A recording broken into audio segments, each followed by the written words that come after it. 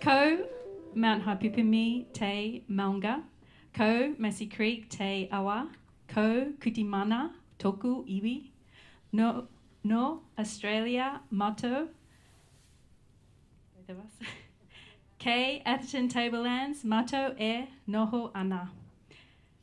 So we currently live in the Atherton Tablelands in Australia. We're from Australia. And I'd like to pay my respects to elders, past, present and emerging, as we do in Australia, here in New Zealand as well, and say sorry for all of the atrocities that our heritage and our culture has brought to you. Thank you. I'd like to say a little bit in Pidgin in respect to the people we work with in Papua New Guinea. So me by Tokliklik Olsem long Olsem appreciate him all line long Papua New Guinea long look out in Mipla long this la country na give me access long give him school give him help him now work in Bigpla program namal long Mipla na this organisation name belong in Tenkale Conservation Alliance. So Tenkale is the pronounced way of saying it. It's not Tenkili as we used to say as well. Tenkale is this fellow here, and it means I stand in the local language. We actually work with 8 different languages, and the other critically endangered tree kangaroo is the Waimang. These are our flagship species. We're about to, before we give you this lovely PowerPoint presentation, we'd like to show you a snippet of our documentary that we did 4 years ago. It really captures the essence and the magic of what we've been able to do for the last nearly 20 years. And then we'll move on with the presentation and give my wife a chance to recover from what's just happened. Thanks. So before we do that, we should do the whukapapa. Is that right? And so mine is Scottish, 4th generation Australian, and Jim is English, and I will let you tell his story because it's pretty interesting. Yeah, so I'm actually a first fleetist. My father, before he passed, he did all of this fantastic work on our family tree, hoping to get all this fantastic dirt on his side of the family. His side of the family were quite clean. They only stole loaves of bread. But on my mother's side, there was highway robbery conducted by 2 women. So that's my history, which I'm quite proud of. Thank you.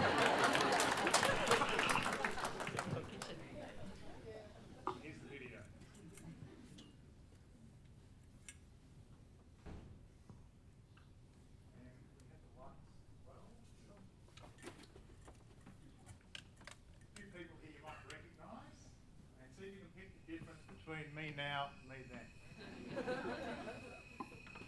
We have a responsibility for the natural world.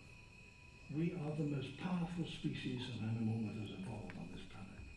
We are so powerful that we can destroy any part of it, and what is what we have done.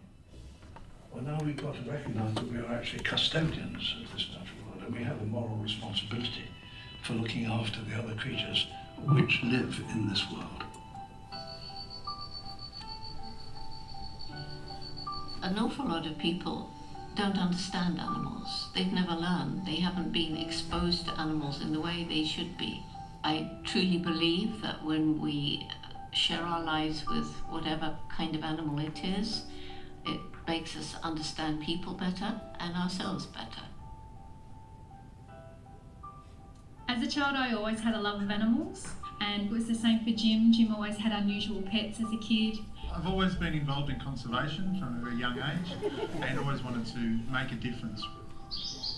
Yeah, I just wanted to sink my teeth into something and save an endangered species. Not long after we were married, Jim actually got that wish. The Tenkale is an endangered tree kangaroo that only lives in a small area of Papua New Guinea in the Torricelli mountain ranges. Tree kangaroos are just kangaroos that live in the treetops of tropical rainforests. Now that sounds incredible, but kangaroos are very adaptable creatures.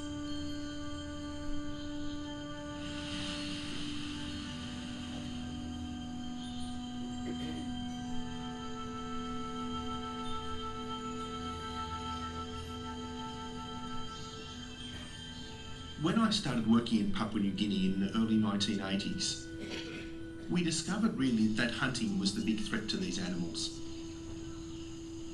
The Tenkale was down to just 100 individuals or less, and I thought maybe it would last a few more years, maybe not. A posting came up with a small conservation group called the Tengkale Conservation Alliance. So at that stage, we knew nothing about Papua New Guinea. We knew a bit about the animals, but we knew nothing about people or culture. To me, it was best avoided. A steamy place rife with malaria, snakes and spiders. We'd have to climb mountains and try and convince people not to hunt tree kangaroos, and they've been hunting them for thousands of years. So when Jim says, "Do you want to go?" It's like, sure, I'll go, darling.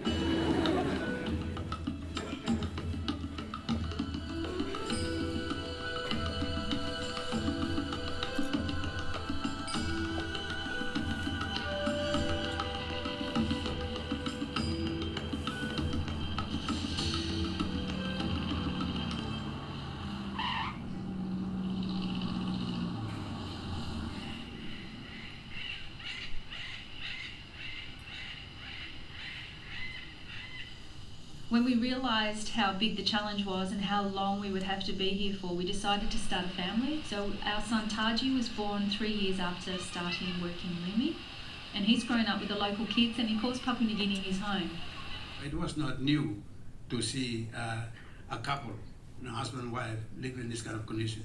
But to actually see them walk the trail, walk the villages and live in villages, it was something new to them, and they come to a lot of respect. People that live amongst the rainforest are very much in tune with their environment, that's obvious.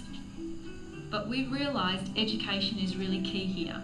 People can't make informed decisions without knowing the full consequences of their actions.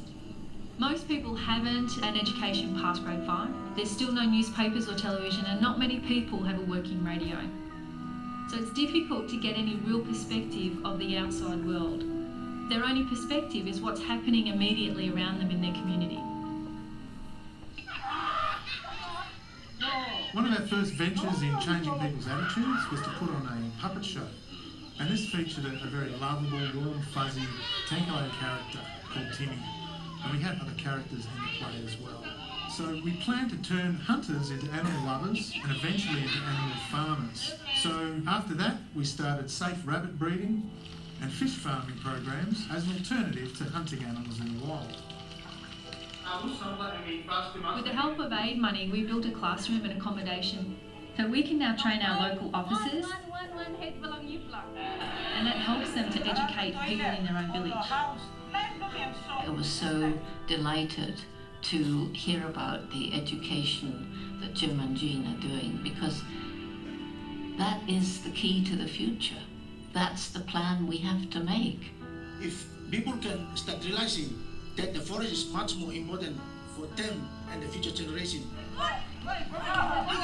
I'm no longer just teaching people about the environmental awareness. I'm trying to teach people how they can develop the skills that they need to become independent, to pull themselves out of poverty, to have the skills and the strength and the courage to actually do what they really want to do. To me, that's what this program is all about. I have learned more about myself. Who am I and what am I going to do? And Leo? Yes. Thomas. So it was clear to us when we went to communities and started to talk to people and were living in the villages themselves that, you know, there were a lot of issues that people had to deal with, and one of the issues was water supply. Most villages live on the ridges of mountains. So although plenty of rain, they don't have anywhere to collect it. Most women that live in the communities that we work with, they live on top of a hill and they have to go down to the creek to collect water, and it sometimes can take up to an hour round trip, and that has to be done every morning and every afternoon. So it's 2 hours in a day a woman spends collecting water. So we applied to the European Union. They had a program called the Rural Water Supply and Sanitation Project, and it was being rolled out throughout the whole country. It was so important to the local people to actually have some tangible benefit for the conservation work that they were involved with. So we applied to introduce 243 water tanks. Kami just imagine this 9 tanks shifted, 1 plate go inside the village from it pai. All money carry the soldiers from all.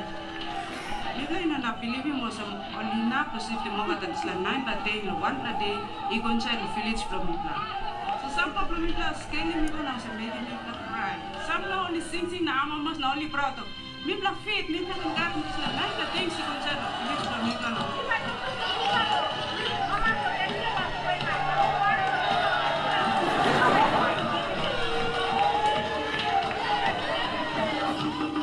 This water program not only is helping improve the livelihoods of women especially, but it's also providing clean drinking water and water that's close by so they can wash their hands after they go to the toilet and before they eat. The only way to do conservation in Melanesia is on a win-win basis, where the community is gaining benefits from the conservation of species. Jim and Jean have found an ingenious way of doing that, where they've in effect restored the prestige that Tanqueray enjoyed in earlier times when it was a fully tribal society, and this was a very deeply spiritual animal for the people. This award is extremely special to us because it's the first award we've achieved together, and it really has given both Jean and I a huge boost to continue our work in saving the Torricelli Mountains, working with the people. We work with 50 villages at the moment. We're now being heard by the Papua New Guinea government, and this will hopefully mean we'll be able to protect at least 180,000 hectares of mid-montane tropical rainforest.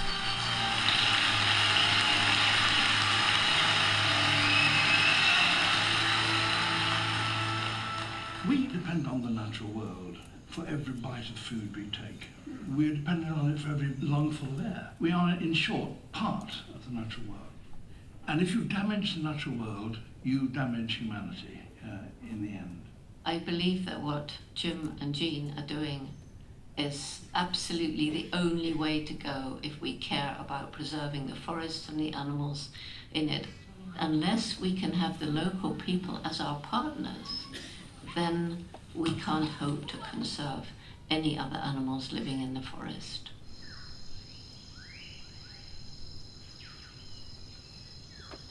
The conservation area will encompass the forested areas where the tree kangaroos live, and also the villages themselves. So everything is under this huge conservation area. We've spread the net as wide as we possibly can. We want to help the people with their cash crops so that they can get money in their pockets to pay for school fees, the basic necessities, the things that we take for granted in Western society.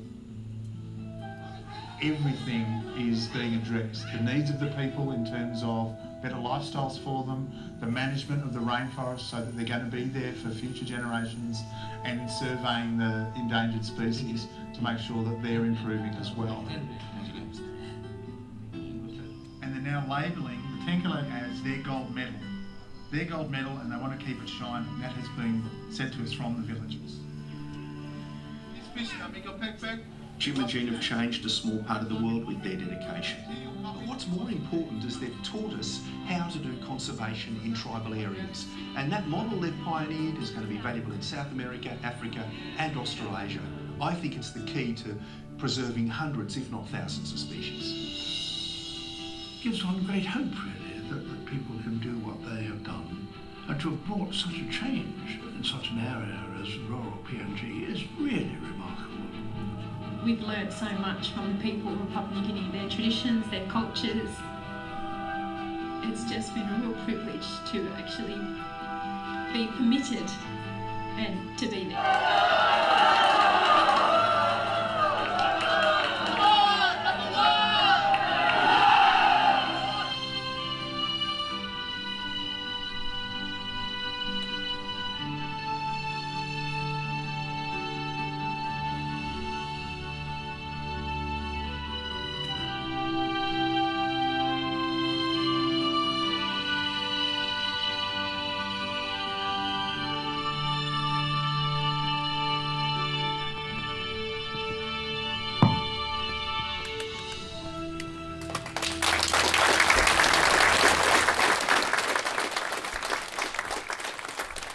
So that is a very short preview of a full-length feature film called Into the Jungle, and I'll just quickly recap. So Papua New Guinea, you know where it is now. So 10 different language groups in 44 villages we currently work with. We were working with 50 villages. That's about 12,000 people, and they have agreed to no longer hunt tree kangaroos.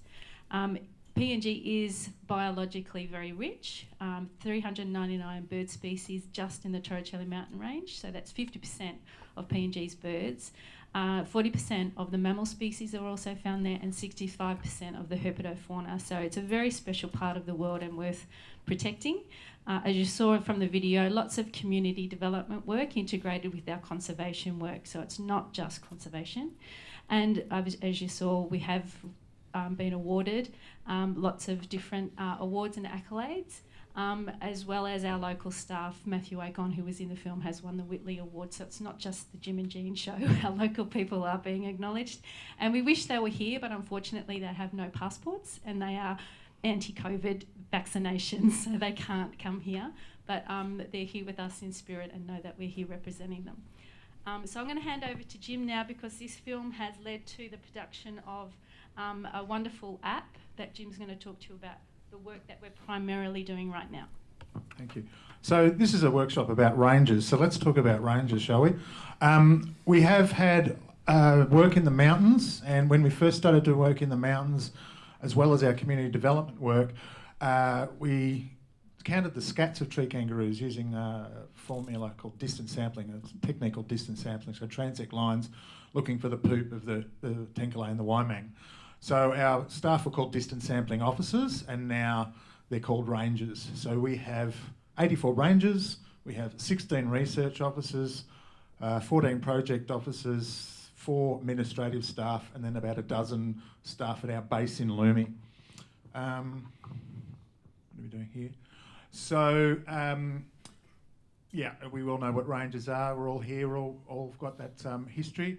But we try and make it gender equitable as much as we can. PNG, in this area of PNG, is very much a... Sorry, I can't see this. Where's the... Oh, there we go. And we have more women now being rangers than previously, and that really came about when we got half a dozen of our staff from PNG to Australia, and we took them around the Atherton Tablelands where we live, and most of the rangers there were ladies, and that has led to a number of females being appointed rangers within some of our villages, which is really good. It's taking away some of the traditions away, but then putting in other ones that are just as important, if not more important, in terms of reaching gender equality. We're a member of the IUCN. We're the only group in Papua New Guinea to be a member of the IUCN. I do hope to talk to that brilliant man who spoke earlier this morning, Lou, about his work with the IUCN, and see if we can get the PNG government to be more aware about the IUCN and take them under their wing, as they have done with United Nations, European Union, and some of the other bingos that we've worked with. But we're members of the IUCN, and Jean and I are on 4 different of the commissions, and we've been to a number of the conferences and workshops, and I'm a member of the Primary Forest Task Team with Brendan Mackey and a few others, and that's helping as well. 5 minutes. We put out publications as much as we can in IUCN and other articles to get the story across, because despite what you've just seen, we still haven't got the conservation area. There's a lot of logging, there's a lot of corruption, and that sort of rules the roost in Papua New Guinea until we can find an alternative, such as carbon or increasing ranges within the country. So we hope that this workshop is going to lead to more workshops. We can bring staff to the next workshops and hopefully spread that throughout PNG, because there are other rangers within different organisations within the country. Probably have 2 other organisations that have rangers. So we're the first group in PNG, again, to be members of Rangers Association, Cora, IRF. So, as I said, we've got 84 rangers. We've got a hell of a lot of staff, over 200 staff that we try to employ every year. A number of them are full-time, most are casual. It all depends on how successful they are in getting grants and getting the money on the ground. But we've been able to do fairly well over the last 20 years, and this is some of the work we've done in the field that our rangers have done. Distance sampling, as I said earlier, camera trapping, which is really showing us what the biodiversity levels are and what's present and what isn't. Our staff know how to do GPS for their land use planning and their boundaries of each villages. We've used other apps previously, such as CyberTracker Smart and Look and Gather, land use planning and other mobile apps that we've developed ourselves with our application developer or tech guy who saw our documentary and fell in love with the program and said, hey, I think I can help, and he certainly has. Moving on to what's happened is we have developed a couple of apps, but the main app that we've developed, and we are hoping to roll this out to other organisations around the world. Hopefully mid next year we'll be doing that. But it's called the Protected Areas Monitoring App, or the PAM app for short, using yet another acronym. And this year we rolled it out to our staff. So 114 of our staff have the PAM app on their phones. We've got funding for Android A21s, I think they were, to all of our staff. And this app allows people to collect data on biodiversity, culture, environmental damage, and the villages themselves. The app is really quite clever. It's easy to use. You open up the app and it then asks you to take a photograph or a short video with sound. So we're able to get data on birds and frogs, which is, they're hard to take photos of at the night, or especially the birds, because you usually only just see a silhouette of them up in the sky. The staff then choose what they're recording, and then they can scroll down all of the different species in terms of biodiversity to choose from. We've also got cultural ones and environmental damage, of course. And as Jean said, there's 399 species of birds in the Torricellis, and we've got 399 species in the app for people to choose from. We also have the ability to edit the data, because not everyone gets it right, including ourselves when they're doing the analysis ourselves. At the end of the app, people can see what they've done, what they've uploaded, and how their records are. That then gets transferred to the portal, which is called Mother Nature, and that's where we put all of our data, and that's where we've got maps and individual staff access to different levels of that application and the portal itself. So it's really quite clever. Everything ties in together and talks to one another, and the coding, which I don't really know a lot about, but I'm sort of getting there.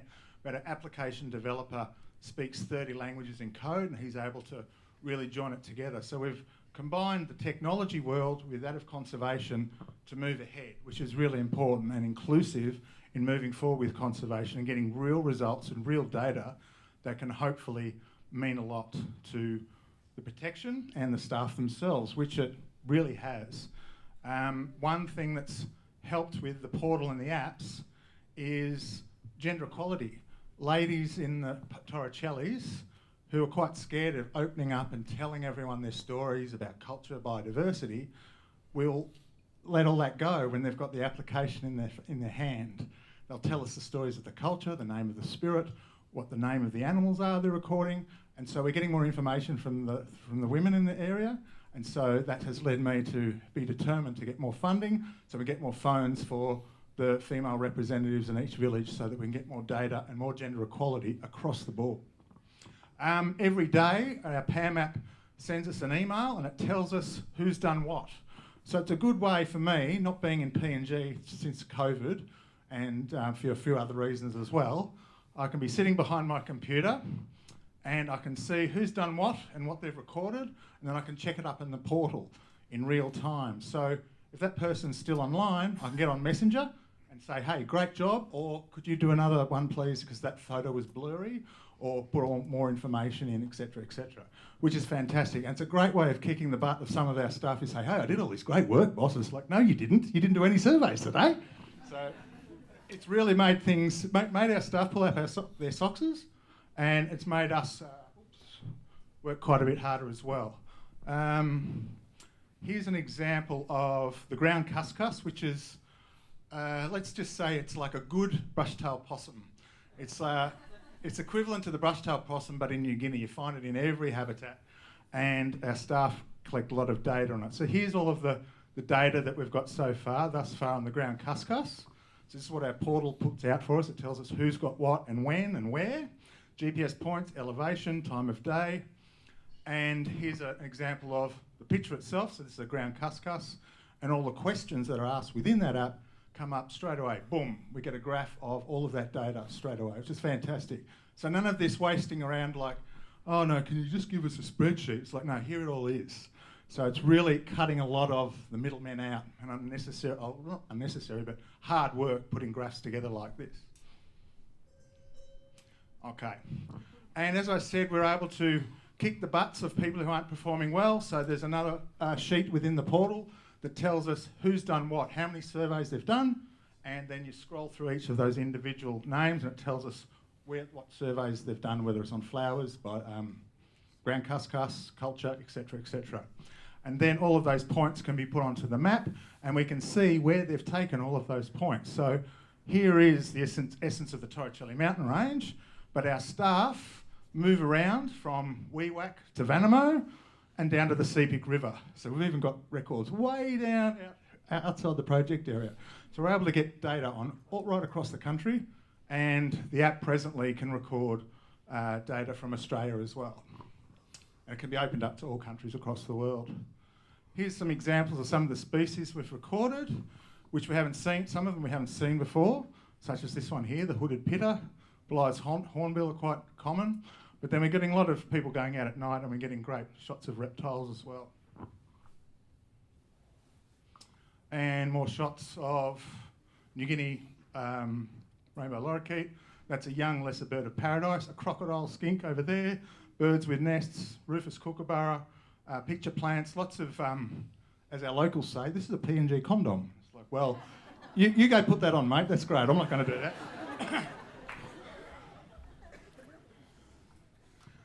Lots of fish as well. The Rufus pitahui, it's one of the 3 poisonous birds found in New Guinea. It's got the same poisonous as the arrow frogs in South America. Lots of frogs. This is a new species of frog. We've got at least 6 new species of frog that have been found up there. We've just got to get the researchers to take the samples that we've got, and we're trying to get samples to the Australian Museum, give them to our friend Tim Flannery, who's still involved there. Black spotted cuscus, critically endangered. So we're getting a lot of points, a lot of data on the incredible biodiversity that you don't often see in Papua New Guinea because the species are just so vigilant because they've been hunted for thousands of years. Yes, I'm telling you.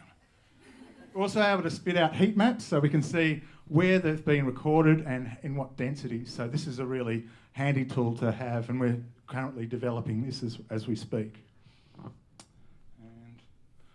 And logging, this is the biggest threat to rainforests in the world. It's really quite disturbing that we've only got 1/8 of the rainforest left in the world, and yet Papua New Guinea is still allowing logging to happen, as is developing countries such as Australia and New Zealand, which is really quite upsetting. But we're able to record that damage and at least tell the government what's happening that shouldn't be happening and trying to get them to do their jobs, basically. We have a number of publications. We've helped the PNG government write their protected areas policy in 2014, and we've done a number of submissions to get the area gazetted, and we've got a management plan for the area, plus our history on tree kangaroos, our lessons learned, and all for our staff to reference and use, which they do regularly. And we would like to, if you would like to get involved, please get in touch with us on our website. Please watch our documentary, which is on the Curiosity channel, or we can send you the link if you wish. We've got some lovely black cuscus toys, plush toys that we've brought, half a dozen or so. There we go with the price there, 50 New Zealand dollars. And yes. And finally, we'd like to thank all of our sponsors over the years. Segre Foundation, our current sponsor, and we've also got another sponsor we haven't added there, being the Australian government. We're doing a large solar project at the moment. So every single household within the Torricellis, 2,690, have now got solar on their house. Small panels, 4 lights, battery, charger. Everyone's really happy, especially the women. And DFAT, with the results that we've got and an app that we've built for it, have now asked us to extend the project to another 100 villages. So we've spread the net even further, and we hope to include those 100 villages, possibly another 100,000 hectares, and do revegetation as well, bio-corridors and things like that, eco-corridors and things like that. So thank you very much.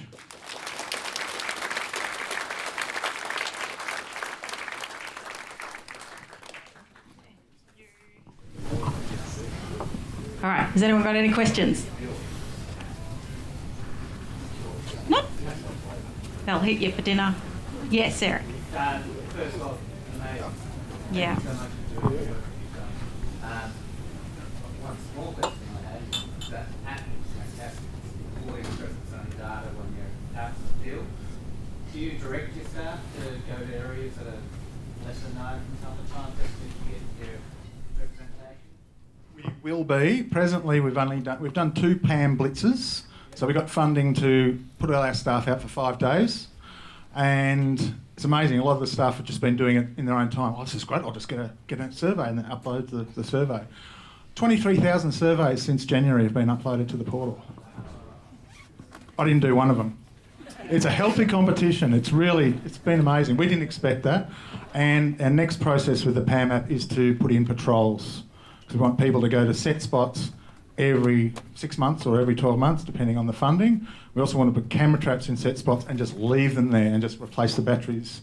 So we're getting data on climate change as well. It's really important because the people know it. You know, there's no climate change deniers in Papua New Guinea, which is fantastic. They know it, they feel it, and we want to record it as much as we can and seeing what the species are doing also.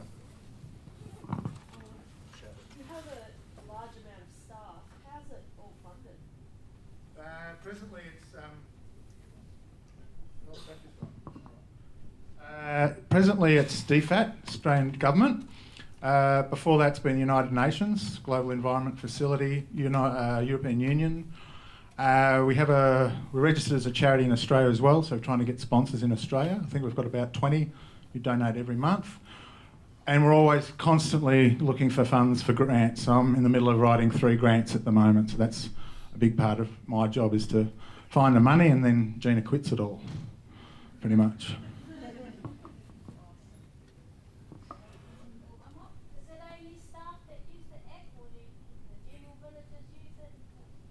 At the moment, it's just our staff, so there's 114 staff that use the PAM app. We want to get, as I said, more phones for more women to use the app, and then in hopefully 6 or 8 months' time, we'll open it up to other organisations within PNG and Australia and other countries if people approach us. Because we see it as a possible way of getting income for the organisation.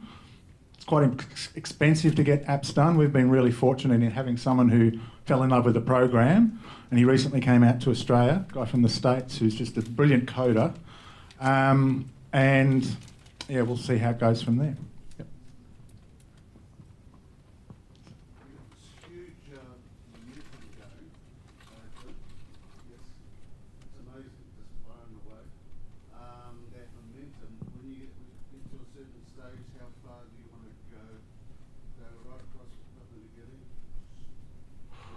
Oh, look, if we could keep going, we would.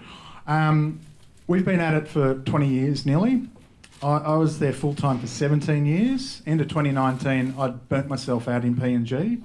I haven't been in country for nearly 3 years, but the program's still going through Messenger, the apps, telephone, and I'm actually talking to my staff more remotely than I did on the ground in PNG because they're all connected. And when they're not connected, the data's being stored on their phones, and then they put up onto the portal when it's on. So, yeah, look, if we can keep going, get more funding, more support, we'll try and look after as much as we possibly can. It's in our blood. It's what we do. It's I think we'd shrivel up and die if we weren't doing what we're doing. No. My wife loves hearing that. Maybe.